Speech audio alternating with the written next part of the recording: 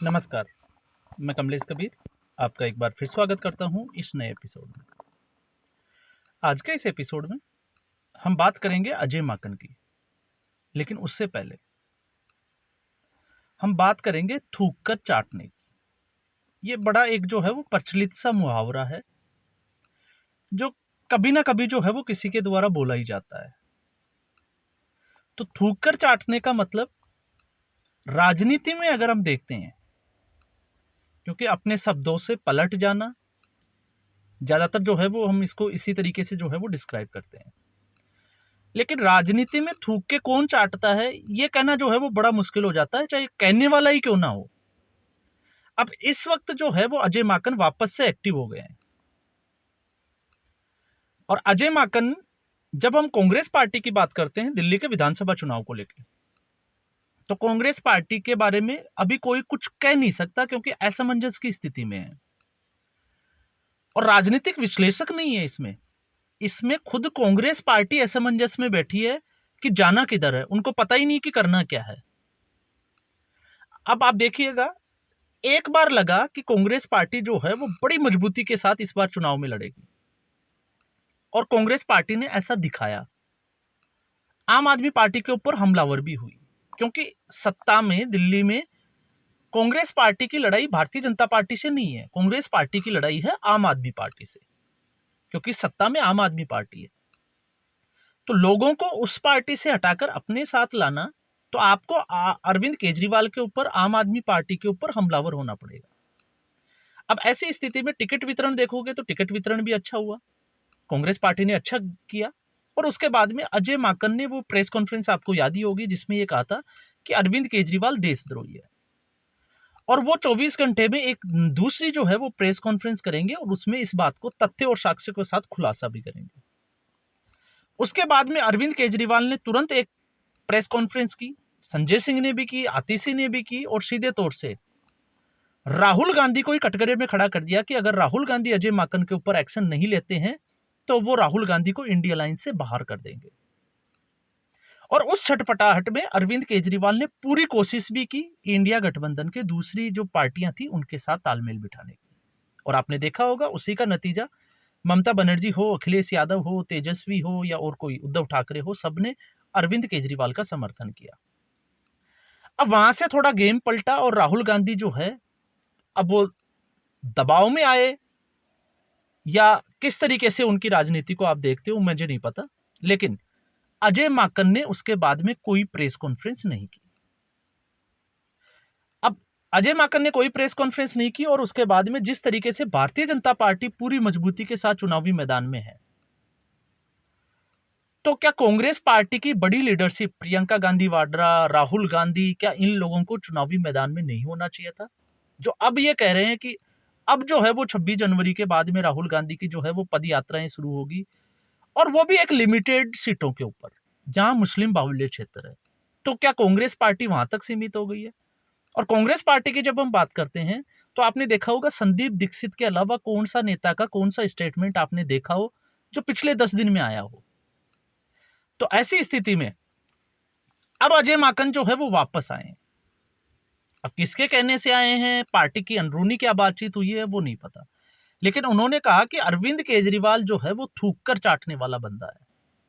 किस संदर्भ में कहा वो भी मैं बात करूंगा। तो अरविंद केजरीवाल का इतिहास तो पूरा देश और दुनिया जानती है कि अरविंद केजरीवाल किस तरीके से पलटी मारते हैं अपने बयानों से। पूरी एक लिस्ट भरी पड़ी है। लेकिन इस बार मामला क्या है, इस बार अरविंद केजरीवाल जिस तरीके से अलग अलग मोर्चों पे गिरते हुए नजर आ रहे हैं, और हड़बड़ाहट साफ तौर से दिखाई देती है कि अरविंद केजरीवाल के हाथों से दिल्ली निकलती हुई दिखाई दे रही है। और अब इसकी प्रबल संभावनाएं होती चली जाती है। एक, प्रवेश वर्मा प्रवेश वर्मा ने अरविंद केजरीवाल के ऊपर 100 करोड़ की मानहानि का दावा किया है। अब आगे क्या होगा? तो आगे वही होगा जो अरुण जेटली के मामले में हुआ था, राहुल गांधी और सोनिया गांधी के मामले में हुआ था। कांग्रेस पार्टी अभी भी उसको जो है वो हल्के में ले रही है, और भी बहुत सारे नेताओं के, चाहे वो सुषमा स्वराज हो और भी नेता हो। तो अरविंद केजरीवाल कोर्ट में जाएगा और माफी मांगेगा। क्यों? क्योंकि दिल्ली पुलिस की एक पंजाब सरकार को लिखी हुई एक चिट्ठी के बाद जो है वो ऐसा बयान दिया कि दिल्ली में इस वक्त जो है वो पंजाब की गाड़ियां घूम रही है, मंत्रियों की, अफसरों की, इनकी। तो दिल्ली में 26 जनवरी को तैयारियों को लेते हुए ये जो है वो सुरक्षा के हिसाब से जो है वो ठीक नहीं है, इस तरीके की टिप्पणी प्रवेश वर्मा की थी। इसको लेकर आम आदमी पार्टी आनन फानन में कोर्ट पहुंच गई। इसके अलावा कांग्रेस पार्टी के भी संदीप दीक्षित, जिनके खिलाफ एक बड़ा आरोप लगाया था अरविंद केजरीवाल ने कि उनकी जो फंडिंग है वो भारतीय जनता पार्टी कर रही है, क्योंकि अरविंद केजरीवाल की मुसीबत यह है कि नई दिल्ली की सीट से प्रवेश वर्मा और संदीप दीक्षित दो बड़े उम्मीदवारों के साथ टक्कर है, और उसमें अरविंद केजरीवाल को साफ तौर से लग रहा है कि इस बार नई दिल्ली वो शायद विधायक भी नहीं बने, मुख्यमंत्री बहुत दूर की बात है। तो ऐसी स्थिति में संदीप दीक्षित ने भी 10 करोड़ की मानहानि का दावा जो है वो अरविंद केजरीवाल के खिलाफ कर दिया है। तो ये दो कारण बड़े महत्वपूर्ण है।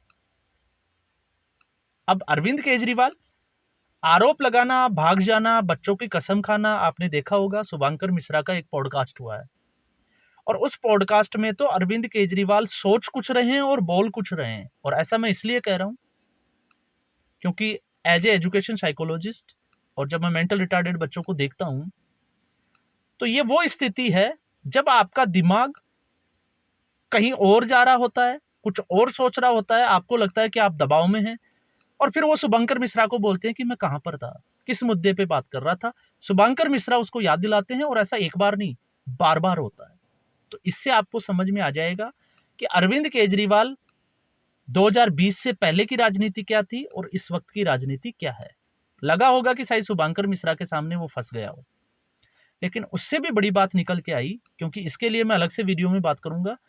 केग का एक और नया जो है वो रिपोर्ट सामने आई है, सार्वजनिक हुई है।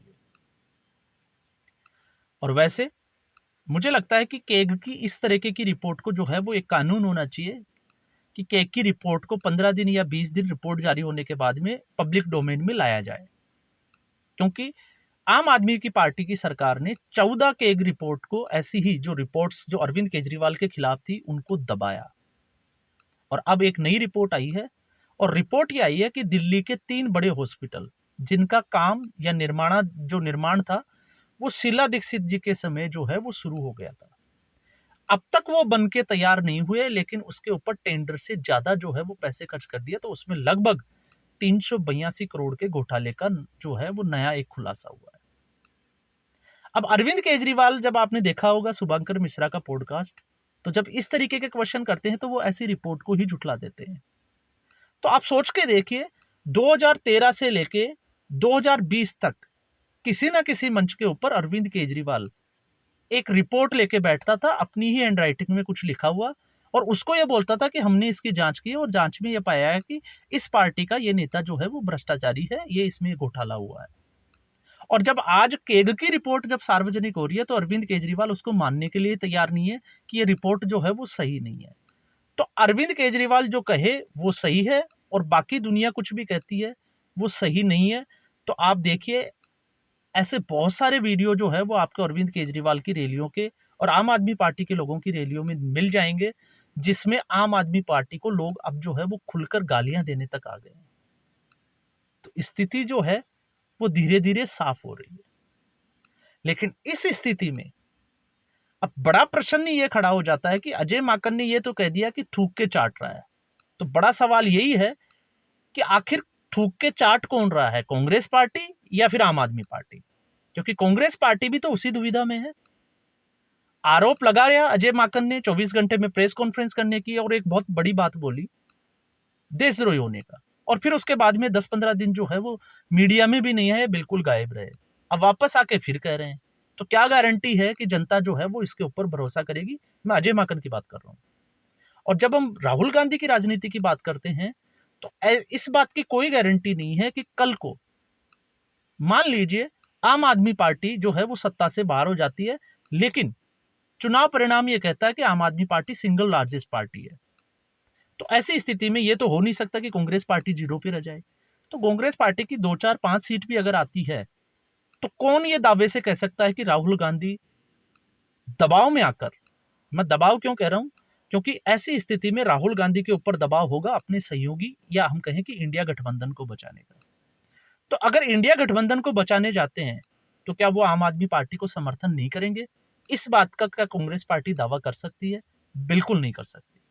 और ऐसा मैं इसलिए कह रहा हूं क्योंकि ऐसी स्थिति में भारतीय जनता पार्टी को कांग्रेस पार्टी, क्योंकि ये नेचुरल एनिमीज है, और भारतीय जनता पार्टी को आम आदमी पार्टी, ये दोनों समर्थन नहीं करेगी तो भारतीय जनता पार्टी इससे जो है वो बाहर हो जाती है। भारतीय जनता पार्टी के लिए खेल आसान कब हो सकता है? जब भारतीय जनता पार्टी जो है वो 30 के ऊपर सीटों के आसपास आ जाए, या मैं कहूं कि 30 सीटें अगर भारतीय जनता पार्टी की आ जाती है, फिर तो चाहे आप जो है वो बात कर सकते हैं कि अरविंद केजरीवाल अगर सरकार भी बना लेते हैं, अब मान लीजिए केजरीवाल के पास 36, 37, 38, 40 तक भी सीट आ जाती है, तो केजरीवाल उस तरीके से सरकार नहीं चला पाएंगे जिस तरीके से वो अब तक चलाए हैं। क्यों? क्योंकि फिर ऑपरेशन लोटस का डर जो है वो हमेशा रहेगा, और प्रबल संभावना होगी चुनाव के बाद तो नहीं, लेकिन साल 1.5 साल में कि कभी भी जो है वो ऑपरेशन लोटस का खेल चले और कुछ एमएलए जो है वो भारतीय जनता पार्टी के साथ चले जाएं। और इससे बचने के लिए आप मान के चलिए, जब मैं ये कहता हूं कि थूक के कौन चाटेगा, तो अरविंद केजरीवाल जो अजय माकन को, राहुल गांधी को जो धमकी दे रहे थे कि वो इंडिया गठबंधन से उनको बाहर करा देंगे, और जिस तरीके से अब अजय माकन बोल रहे हैं, तो ऐसी स्थिति में दोनों ही अपने स्टैंड पर क्या कायम रहेंगे? तो मुझे नहीं लगता कि दोनों ही रहेंगे। इसलिए मैंने कहा है कि अजय माकन ने कह तो दिया थूक के चाटना, लेकिन क्या अरविंद केजरीवाल, क्योंकि अरविंद केजरीवाल को थूक कर चाटना वो आदत है, वो इस तरीके की राजनीति उनको सूट करती है, तो वो कर लेंगे, माफी मांग लेंगे, ज्यादा करके क्या होगा।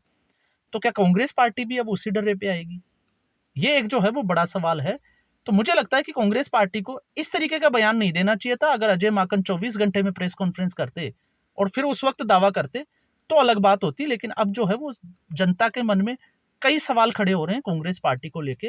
और पिछले 10 दिनों में कांग्रेस पार्टी एक बार मजबूत दिखी थी, लेकिन पिछले 7-8 दिन में जो चला है, गैप आया है, उससे कांग्रेस पार्टी कमजोर हुई है, मजबूत नहीं हुई। भारतीय जनता पार्टी ने जरूर जो है वो राइज किया है इस चुनाव को लेकर। जैसे जैसे चुनाव आगे बढ़ रहा है, अरविंद केजरीवाल दबाव में आ रहे हैं, एक्सपोज होते जा रहे हैं, और इसका फायदा जो है वो भारतीय जनता पार्टी को होता हुआ अभी तक दिख रहा है। हालांकि फिर मैं वही कहूंगा कि 1 फरवरी से 5 फरवरी के बीच का जो है, उसमें कौन सा मुद्दा, कौन सा नैरेटिव कामयाब होगा, वो चुनाव परिणाम की दिशा तय करेगा। तो आज के एपिसोड में बस इतना ही। उम्मीद करूंगा वीडियो एपिसोड आपको पसंद आया होगा। वीडियो को लाइक करें, शेयर करें, चैनल जरूर सब्सक्राइब करें। धन्यवाद।